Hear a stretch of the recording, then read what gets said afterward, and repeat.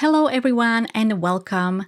I thought this is going to be my last video with an update before I start with Christmas cards, but I found a footage for this card. It was supposed to be part of my video where I showed how to do a gradient flower coloring, and in the end I decided to keep that video monochrome only. But I had this footage left over and I really liked how this two color gradient turned out, so I decided to make a video and share it with you. I used this flower stamp. It's pretty old. Any stamp with a flower will do. The first thing I did here, I heat embossed the flower using a white embossing powder.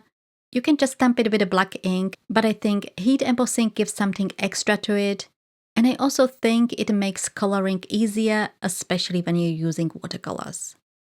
I did here the typical. I treated the cardstock with an anti-static powder.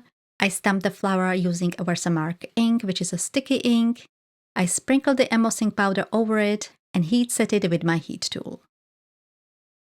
As I said in the main video, my favorite way to create gradients is to use watercolor products, especially watercolor markers, as they are easier to handle. And that's what I did here. I used the Zig Clean Color Real Brush markers from Koretake. You can use other brands. The brand doesn't really matter. This is just what I had. The cardstock I'm using here is the Canson XL watercolor paper. I really like using it with these markers. To create two color gradients when coloring flowers is very easy. The first step is to pick colors that go well together. Just mix them and combine them together to see if you like the color they create. I'm using here a bright pink and yellow, one of my favorite color combinations.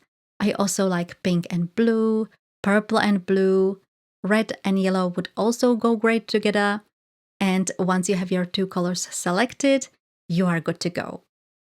To color the image, I typically apply one color at the bottom of the petal and the other color at the top of the petal, leaving a little gap. Then I picked my brush. You can use water brush pen, but I used a normal brush and clean water. Since the petals on this image are very small, I'm also using very small brush, is smaller than size 1. I dipped my brush into water, making sure it's just damp, not too wet. I also have a paper towel on the side just in case. And I started activating the color. The best way to start is with the lighter color and move it towards the darker color. So here with the yellow first, but I also activated the pink first and then the yellow. Actually, the best formula would be to start at the edge of the lighter color and move it towards the edge of the darker color. This way you still preserve some of the original color instead of creating a new one. Did I do that for every petal? No, but that's okay. I will play some music and show you the whole coloring. If you have any questions, just ask in the comments. Also, let me know what are your favorite color combinations for flowers.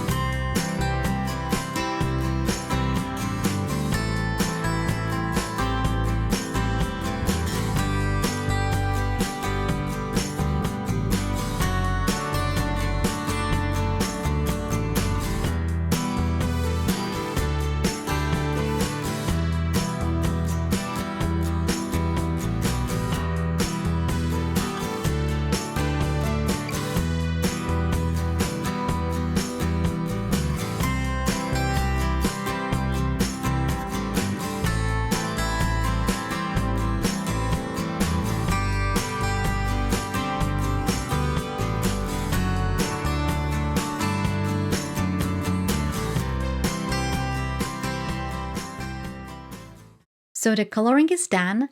Since I stamped the flower twice, I made 2 cards. For one I used a white card base and for the other one I used craft card base.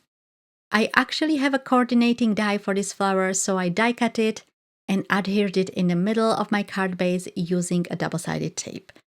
I didn't use a greeting, but I did add splatter. So that is all for this video. Thank you all so much for watching, and I will see you in my next video.